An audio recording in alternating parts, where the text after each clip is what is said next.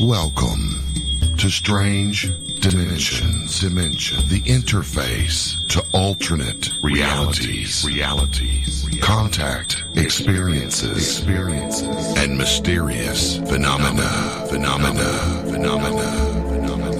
And now your host for Strange Dimensions Radio, here's Rosemary Ellen Guiley.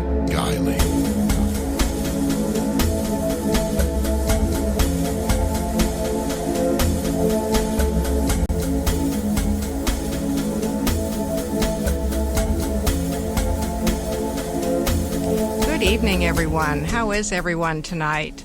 Well, I can tell you how I'm feeling. I'm still recovering from a fantastic conference over the weekend. I was in Sault Ste. Marie, Michigan, for the 7th annual Paracon. Michigan Paragon, sponsored by the Upper Peninsula Paranormal Research Society. And it was the biggest ever event. We had probably well over 1,000 people at this event over the course of the weekend, and it just rocked nonstop from Friday into Saturday and Saturday night. And I was there with my good friend and co-author, Johnny Zaffis. We just brought out our second book together, Demon Haunted, True Stories from the John Zaffis Vault, about haunted objects, haunted land, and haunted people. Got some of my own case files in that book as well. And we just had a tremendous response to the book. So lots of fun, and you know how it is when you do an event like that goes nonstop and rocks around the clock. You come home pretty happy, but rather flattened. And so I'm getting back into the swing of things this week. I'm looking forward to my next event in September, which is the 15th Annual Mothman Festival. And that's going to be in Point Pleasant, West Virginia, the weekend of the 17th and 18th. This is the 50th anniversary of the Mothman Wave, 1966 to 67, where a mysterious dark-winged humanoid was seen all over the mid-Ohio River Valley, terrifying people. And that was accompanied by a tremendous wave of UFO activity, mysterious lights in the sky, landed craft, poltergeist phenomena, mysterious beings identifying themselves as aliens. And so once again, a record crowd expected in Point Pleasant, West Virginia. See you there. Well, tonight we are going to venture into the land of conjure, rootwork, and hoodoo with one of the best experts in the field, Starr Casas, affectionately known as Mama Starr. And this is an area of magic that's very interesting to me. I just met Starr about a couple of years ago through Hexfest, which is an event put on in New Orleans by Christian Day, who is a very prominent warlock figure in Salem and New Orleans. And I just loved Mama Starr immediately. She is the real deal, and she knows her stuff. So if you have heard of hoodoo and conjure and you don't know much about it, you're going to learn a lot tonight with Mama Starr. She was raised in the Southern culture of the Deep South, and she holds on to the values of her ancestors. This is a family heritage. She is a traditional conjure woman with 4 living generations of workers and 2 generations that have passed on. For more than 40 years, Starr has been helping folks through her ancestral heritage of old style conjure. She is the best-selling author of the Conjure Workbook, Volume 1, Working the Root, and also Working with Black Hawk, and the Hoodoo Money Conjure Workbook. Her website is www.oldstyleconjure.com, and that website is loaded with articles and lots of information about conjure and root work. Starr, welcome to the show tonight. Hi, Miss Rosemary. How you doing? Well, you just heard what I've been up to over the weekend, and what's happening down in your part of the country? Well, I'm writing. Got a new thing that I'm working on, and I'm getting ready for my own festival that's in November. It's November 7th through the 10th in New Orleans, the Folk Magic Festival. So I'm trying to get my classes up on that, and just hanging out. That's about what I've been doing. November's a great time to be in New Orleans. I heartily approve of that time of year. We were there in June this year. It wasn't quite so bad. It was August last year for Hex Fest, and that was pretty steamy. Yes, ma'am. August is hot over here. In this neck of the woods over this way, it's really hot. Although it has not been that bad these last couple of weeks because we've had a lot of storms and stuff, which is good for the work. So I couldn't complain. Got to gather some storm water, so that's always a good thing. I was running low, and it's been really nice over here for August. Now, a lot of folks in my audience aren't real familiar with conjure and root work, so let's talk some terminology here. The terms conjure, root work, and hoodoo, do they all refer to like the same tradition, or are there differences? No, it's all the same, and when I was coming up, the words that were mostly used were conjure, and of course the roots, or someone put roots on you. Now, hoodoo in my world is like a question. Who do you? Who put the roots on you? It was, I didn't grow up with it being a terminology like it meant conjure work. But now folks look at it as conjure work. So I guess that it's brought itself up. Instead of being a question, it is now a term that tells us about the work. And this is an American tradition that was born in the Deep South, is that right? Yes, ma'am. The root work came across with the ancestors on the slave ships. They brought it over here, and that is where it comes from. And so it's passed from family member to family member, and I'm not exactly sure when it started in my family. I simply know that growing up, my mama treated us. She took care of us. She cleaned our shoes. All these things that are within conjure work I grew up with. There was no name to it. She didn't even give a reason why. She just did it. And as I've gotten older, and had more mentors and more teachers, well, now I know everything that she did had to do with this work, you see. And so that's how I've brought my kids up. We didn't name it, but I do things for them, and they've all learned it, all my grandchildren, Some of them read bones. I have a card reader. 2 bone readers, and my great-grandbaby, who I call Queenie, I think she is going to be a very gifted worker, probably better than me. She's already seeing things, So psychic ability then is part of this as well. Oh, yes, ma'am. It runs in my family. My mama never put a name to it, but she always knew when things was going on, and she always knew when we did stuff that we were not supposed to be doing. And she wasn't really a heavy-handed mother, but she just had those looks, and you knew, like, oh, Jesus, here we go. You can't hide nothing from her. And so, yes, as far as I know, me and for sure one of my brothers and my older sister was gifted. And it came from my mother, and I think from my grandfather's side of the family. So conjure work then is a style of folk magic using a lot of natural ingredients and charms and things other that were in your house. Household things to cast spells. Yes, ma'am, because you see, in the old days, and even when I was growing up, there was not money to run to the store and buy all kind of supplies. So what you have in your home is what was used to work with. You know, everybody has salt, and, you know, they say salt can bless or salt can curse, and that salt holds a memory.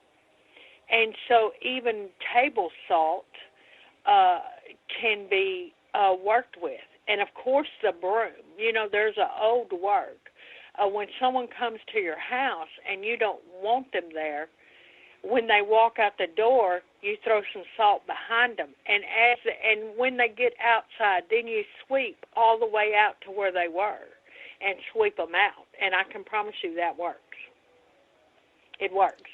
Placing a broom up behind your door will keep folks from traipsing in and out of your house. You know, in the old days when I was growing up and living with my grandma and them, you know, there wasn't a lot of folks come visiting all the time. They were tired. They worked all day. And so on Saturdays, you worked half a day, then you went and done your shopping. Sunday's a day when you had Sunday dinner, and folks came. All during the week, everybody was tired from working out in the field, so there was not a lot of visiting like there is now. And now it's real easy because this work is on the Internet and it's all over the place. It's easy for folks to bring things into your home, and you might not even know, that they're doing it. So a broom upside down with the head up behind your door kind of helps that. I like that. I'm going to give that a try. Oh, it works, Miss Rosemary. It works. Does it work against pesky spirits? I'm going to tell you, when we were children, and if we had a nightmare, my mama would put the broom across the door frame of the bedroom door. And we were not to step over that broom. You couldn't step. My mother was real funny about the broom. You couldn't step over the broom, but she would pick it up in the mornings, and it seemed to help with the nightmare. So it keeps the spirits out. So I assume that if you put it one over across, clean your doorway and your door's good, and then you put one over across the threshold, that it should help to keep them out. That sounds very effective. Mm-hmm. It is, and see, that was no name was put on that. This is things that I grew up with. This is things that I've raised my family on. And if you spoke to any one of my children, any 3 of them, or any 5 of my grandchildren, they would tell you the same thing because they grew up with it. They know that's what you're supposed to do. I've studied folk magic traditions in many cultures around the world, and I've found a lot of similarities among various kinds of systems, you know, using the ingredients that you have at hand to cast spells. And yet a lot of people don't believe. They think these sorts of things are superstition, they don't really work. What do you have to say to those kinds of doubts?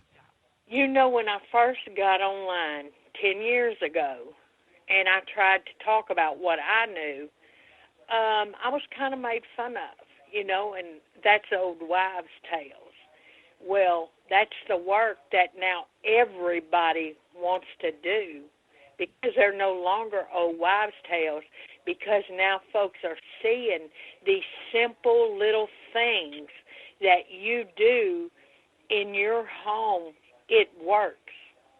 And you simply use what you have in your home, you see. And let's say you were having an issue in your home and things were not going right, money wasn't coming in, everything seemed to just be going haywire, then you simply need to clean your house with a little bit of ammonia. Take that broom and just brush from back to front of your house, brushing outward and out the front door with it. Then you can make you a little wash, which is a tea, what folks call a tea.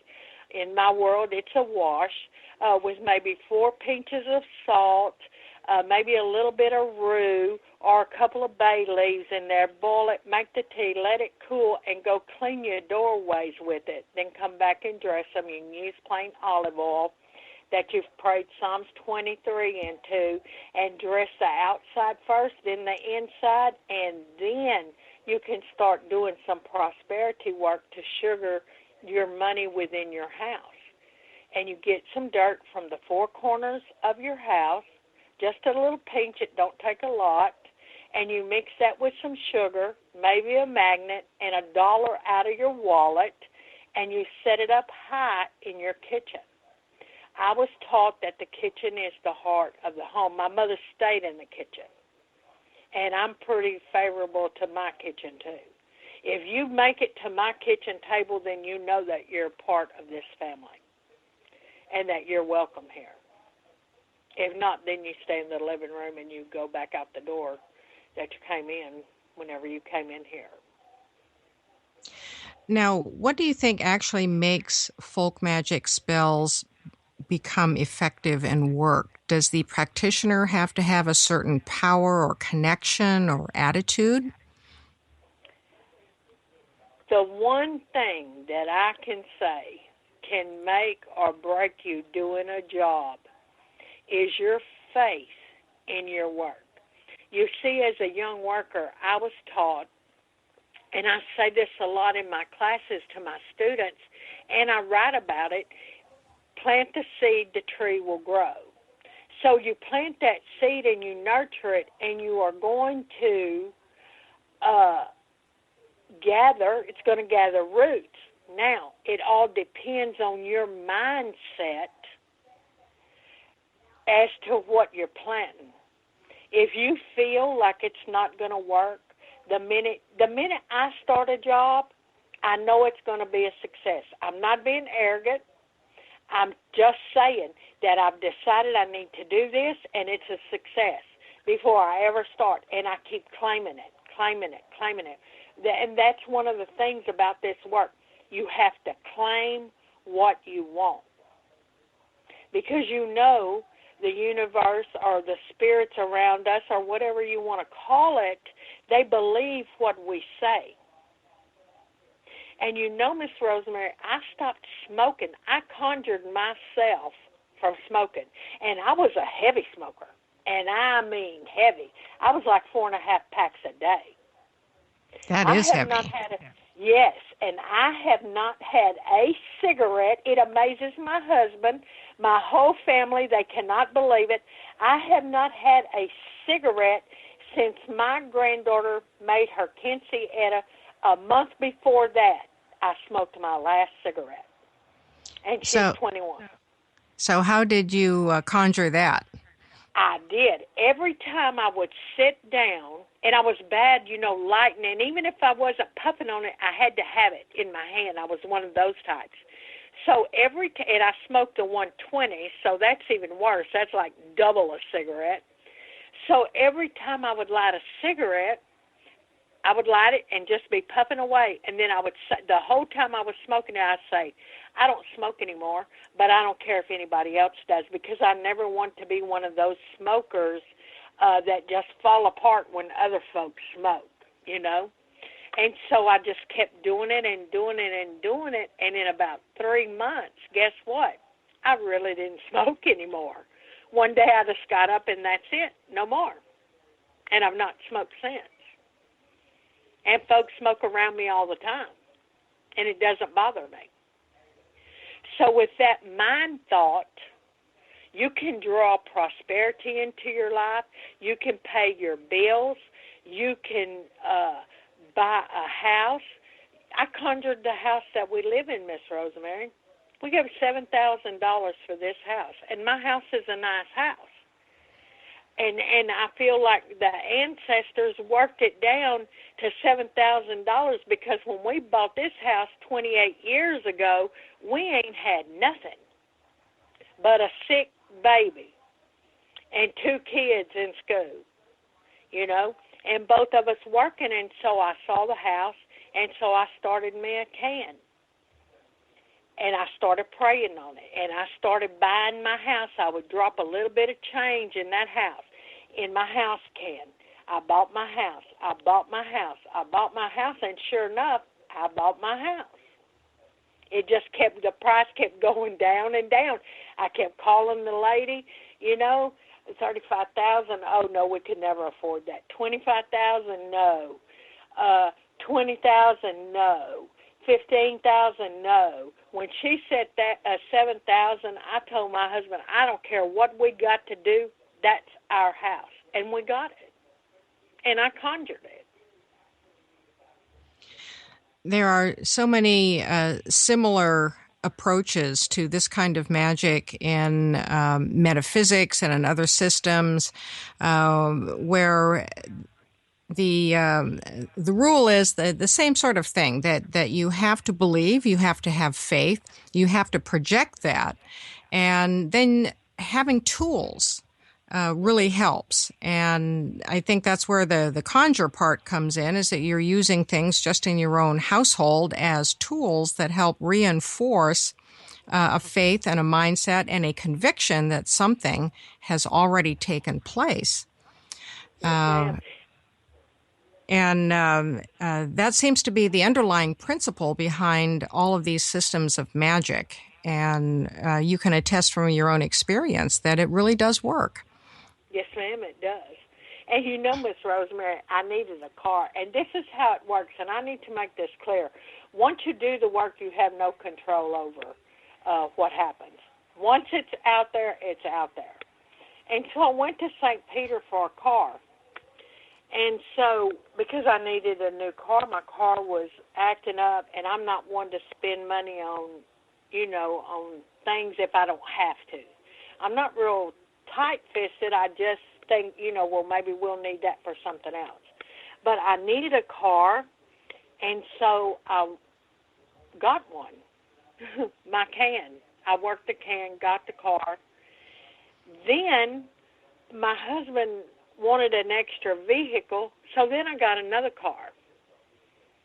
So 2 cars came out of that work, and they were both really good deals and really nice vehicles.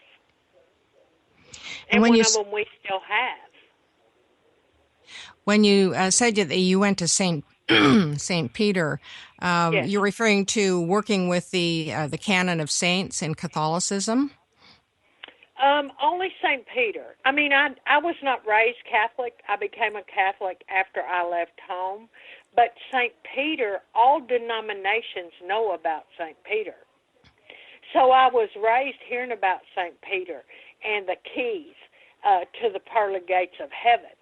So he's the open and the closer, And so St. Peter was really Jesus' right-hand man.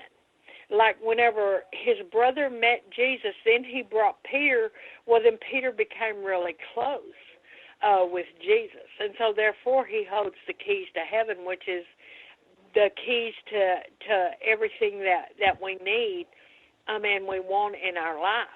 And so I have St. Peter behind my door, where he's supposed to be there, as the door opener. And so whenever I need help for my clients or for myself or family member or whatever, I go to him and I petition him. And I work with the dirts of the Crossroads with him to kind of like bring in his place, bring it in.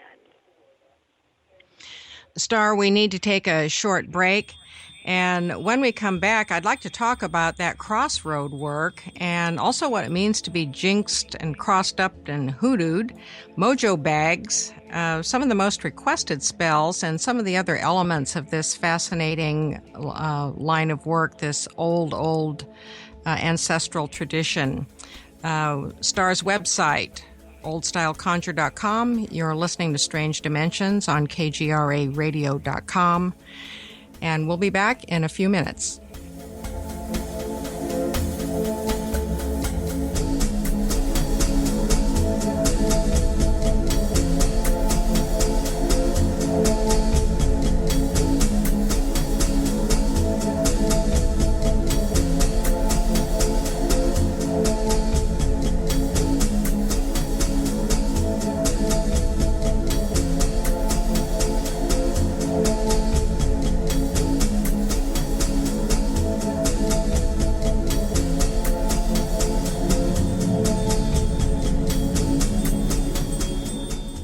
Would you like freedom from insurance? Liberty HealthShare has united a community that shares their healthcare costs, and Liberty HealthShare members are exempt from IRS penalties. You choose your doctor and hospital. Your medical provider submits your bill to Liberty HealthShare. Why wait? You do have choices. Use promo code TALK and save $50 when you enroll. Go to libertyhealthshare.com/option. That's libertyhealthshare.com/option. Every 2 seconds, someone needs blood. Whether it's a natural disaster or one single child suffering from illness, the American Red Cross stands ready to supply blood when it's most needed.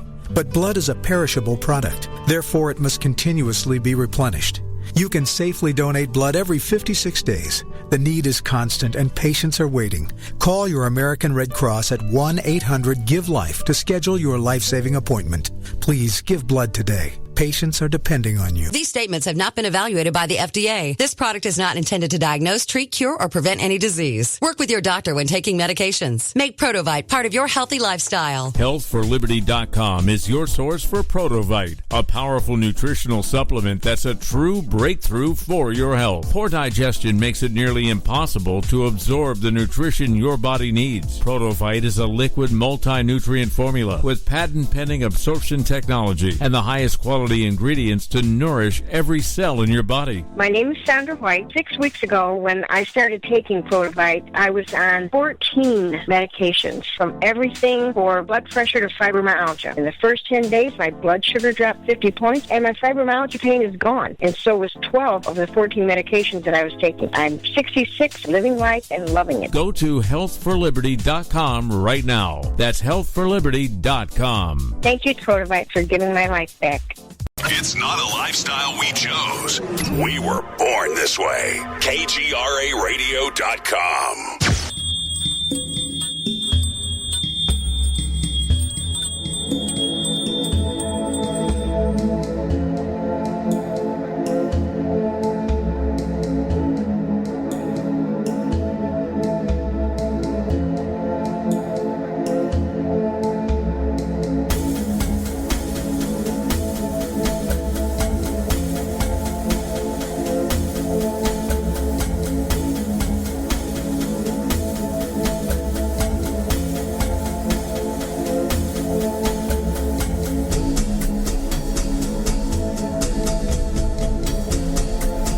This is Rosemary Ellen Guiley. We're back on Strange Dimensions Radio with my guest tonight, Starr Casas, who is one of the leading experts on a folk magic tradition called Old Style Conjure, also known as rootwork and hoodoo.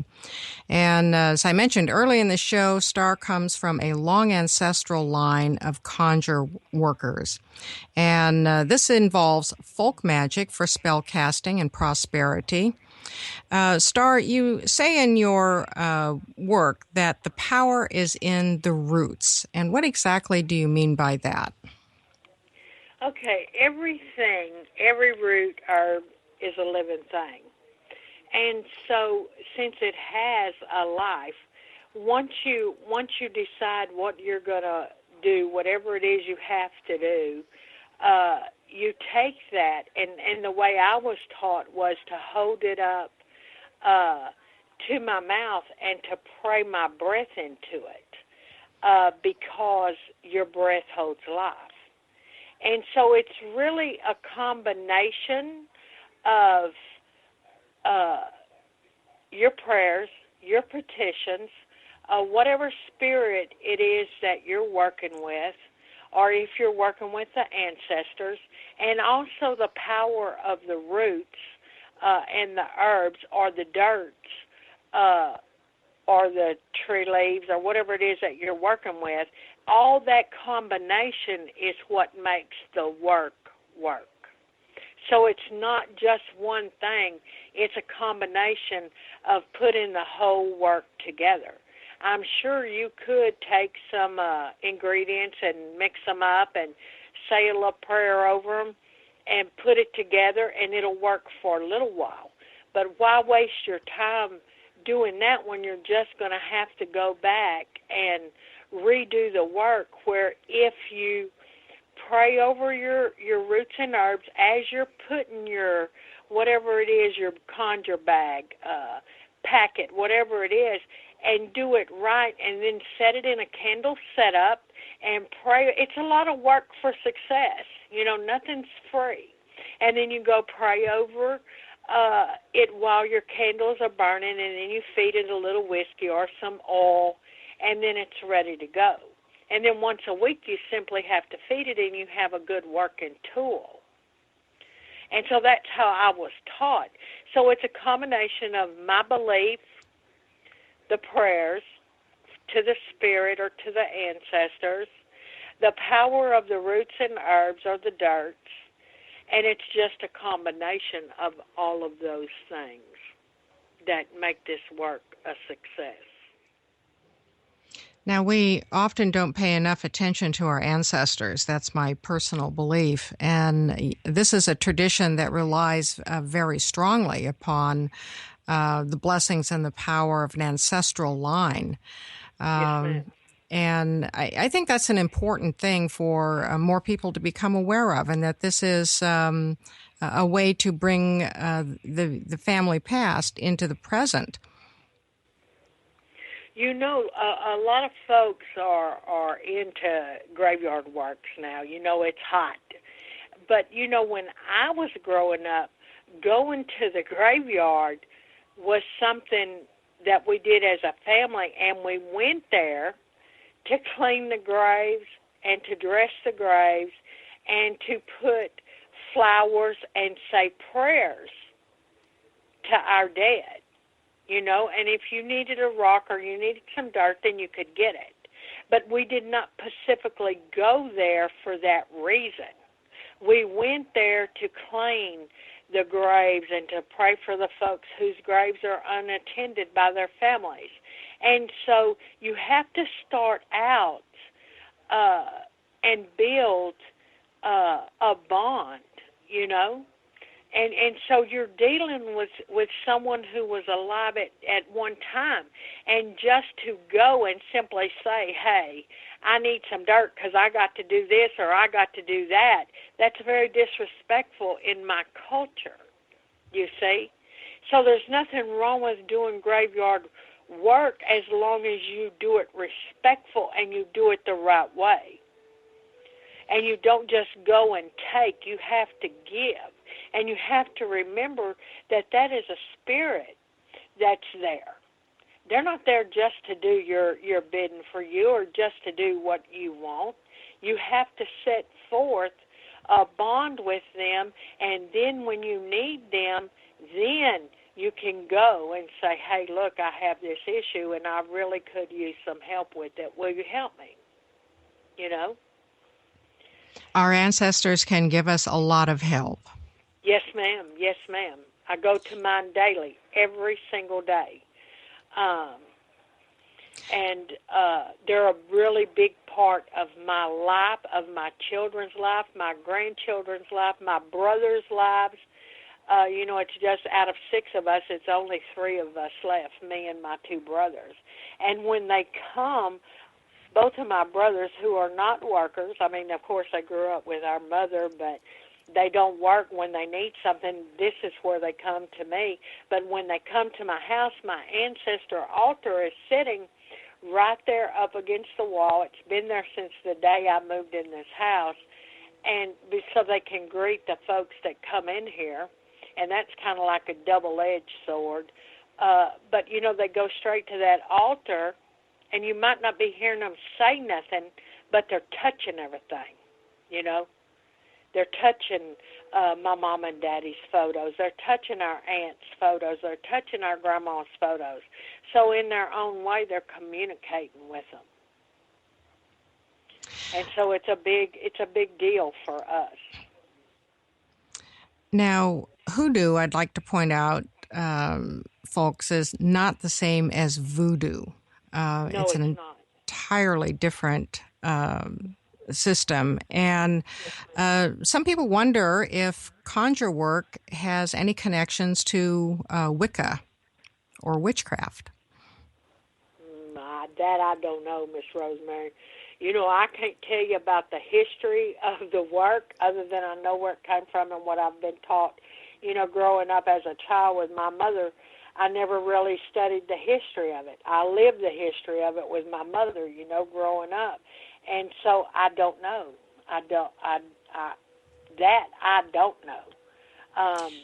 I do know that the Bible is a big part of this work. The Old Testament is a big part of this work. And there's works hidden within that Bible, like the walls of Jericho. The walls of Jericho is one of the strongest works that you can do to get a jinx or a curse or to have it reversed.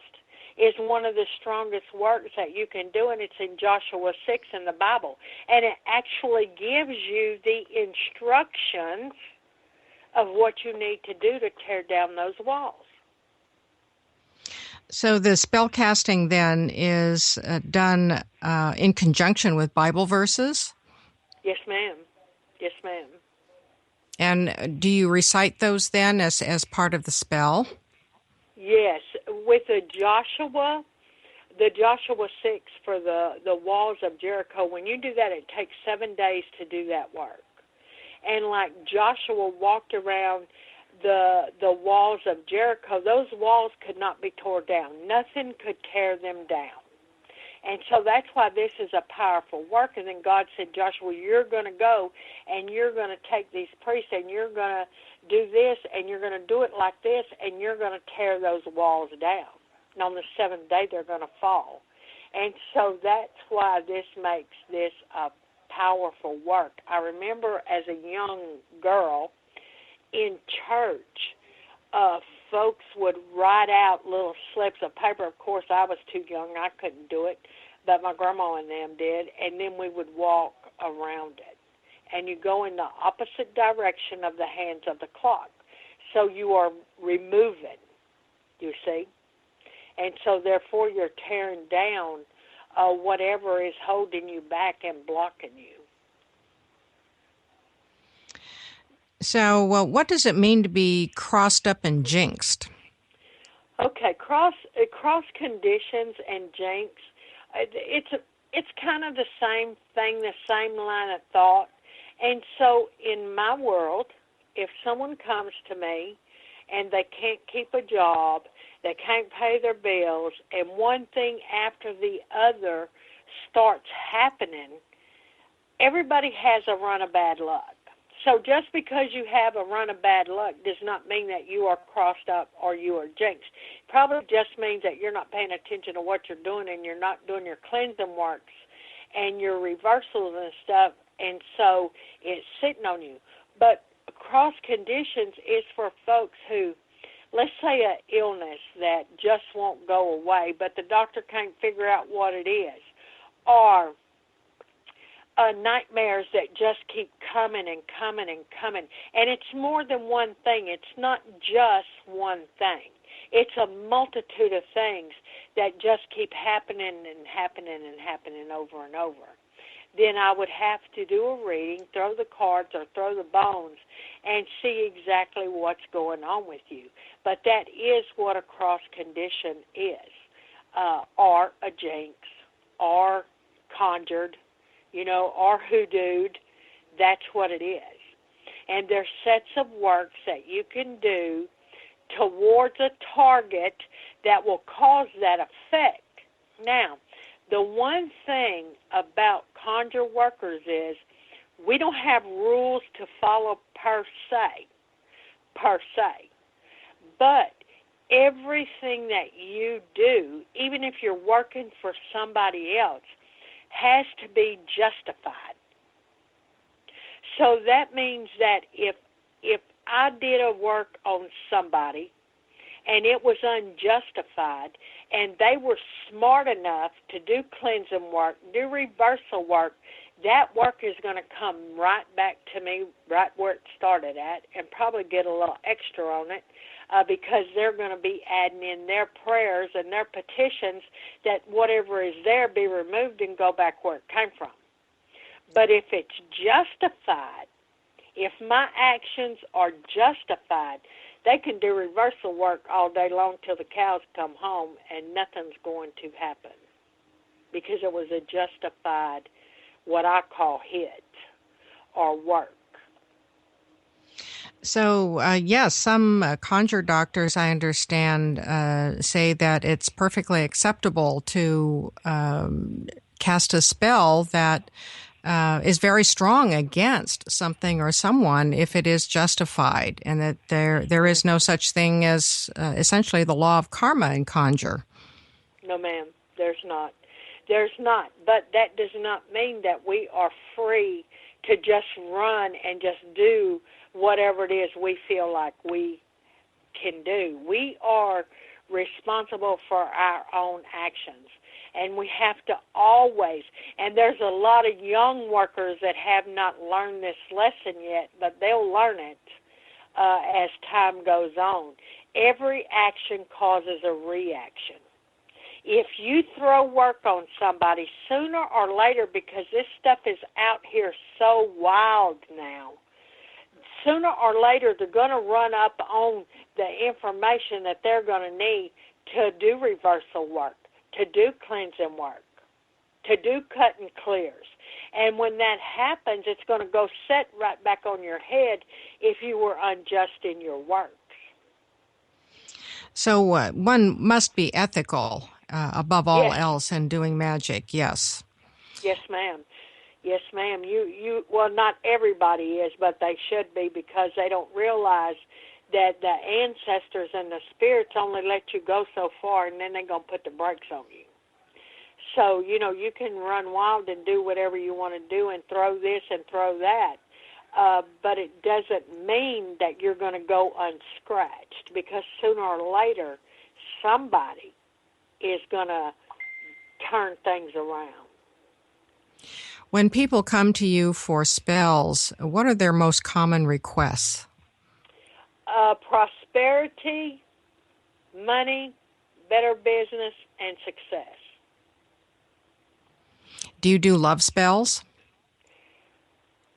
I don't do love work for folks that don't come here. I just don't.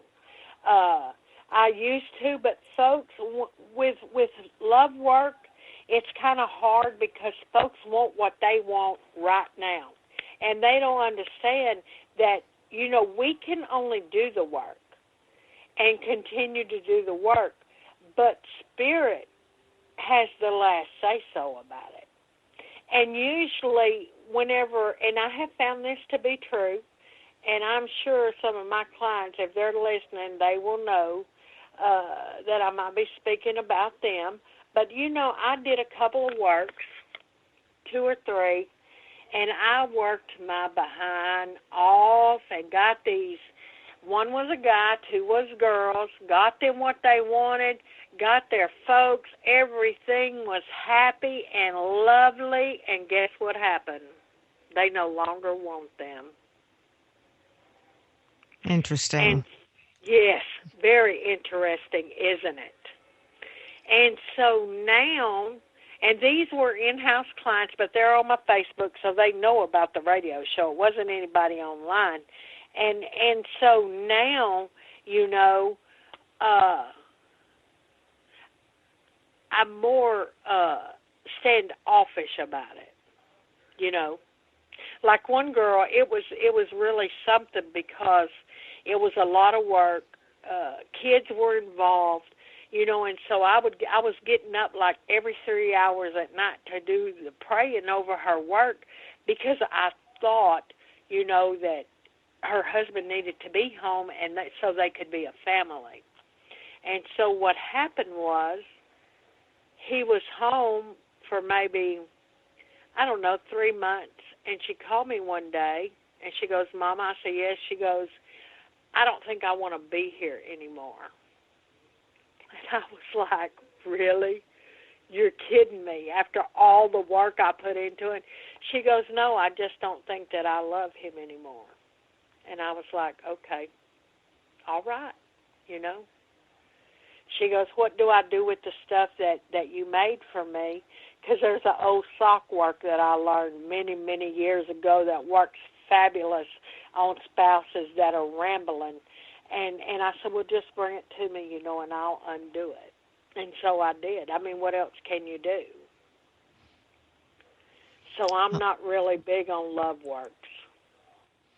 Well, it's a tricky area, and I have found that when people have asked me about love spells, it's very difficult to make someone love you.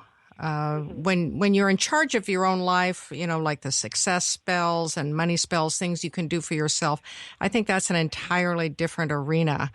But it's very difficult to try and force affections in someone.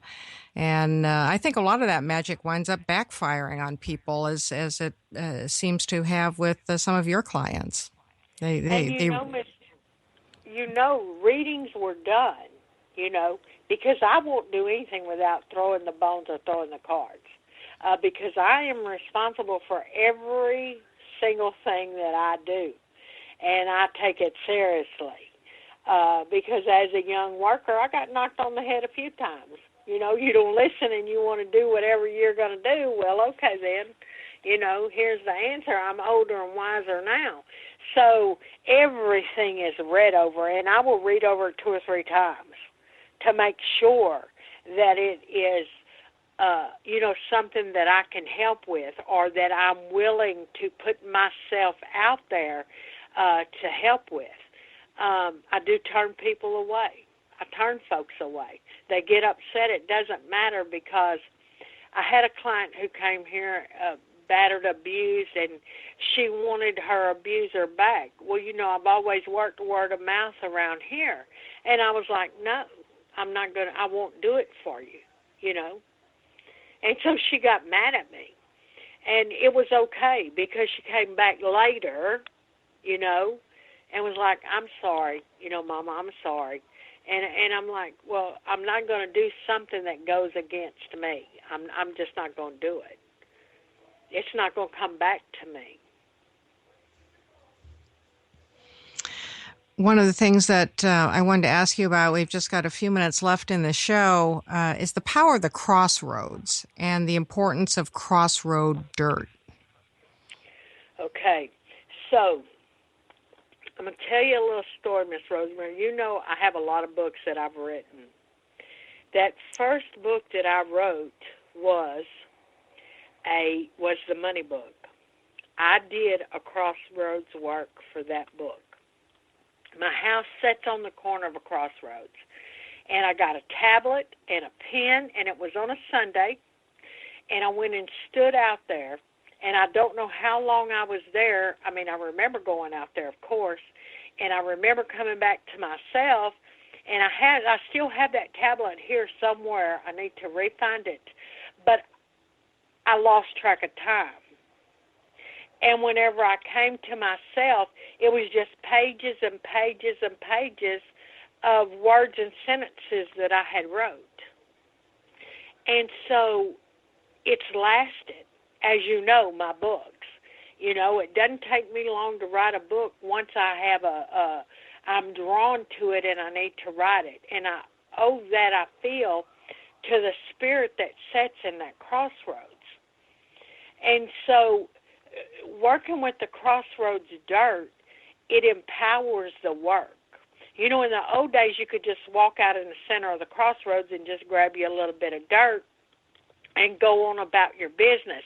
Well, nowadays we can't because, of course, the roads, but you can get it from the corner.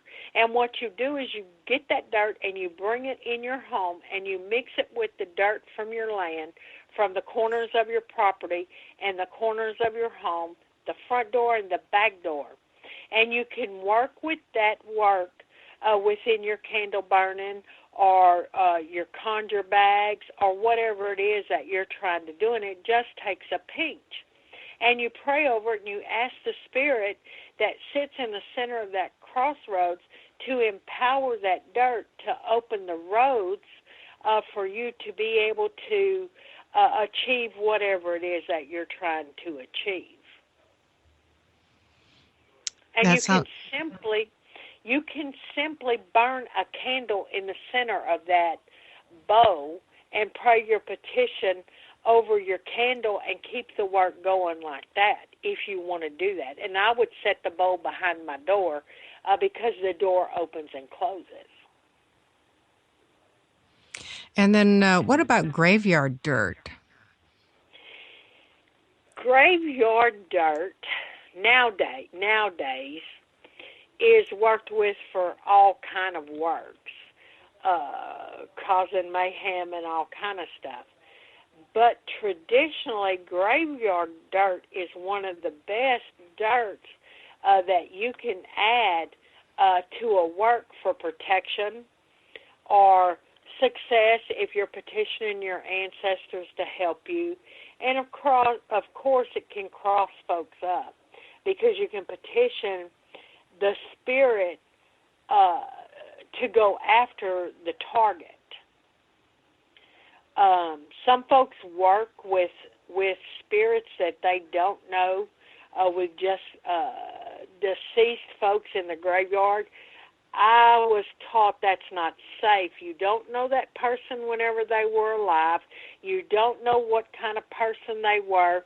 And just because someone's passed on don't mean that they've changed and all of a sudden they're this great person. If they were crappy in life, their spirit is probably still crappy. And so graveyard dirt can be dangerous if you don't know what you're doing. You know, if you think you can control a spirit and you can't control that spirit and it gets on you, then all kind of things can happen, you know.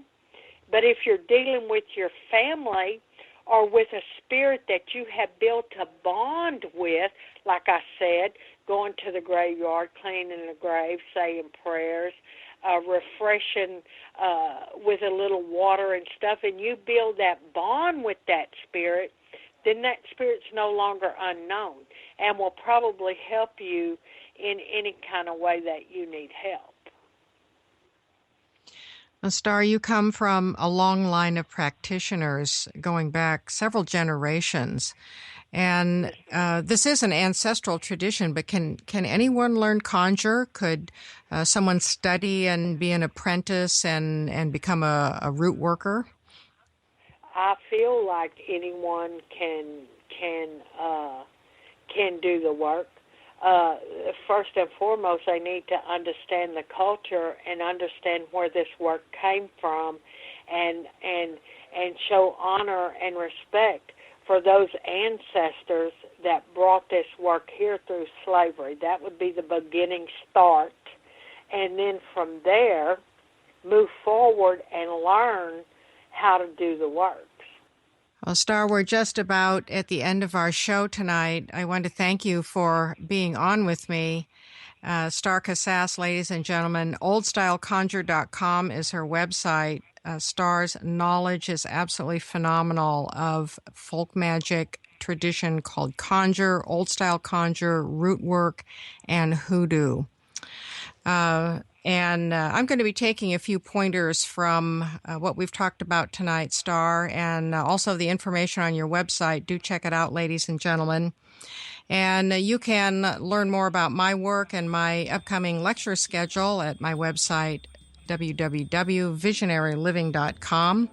You've been listening to Strange Dimensions Radio with Rosemary Ellen Guiley on kgraradio.com. And now stay tuned for Fade to Black with Jimmy Church.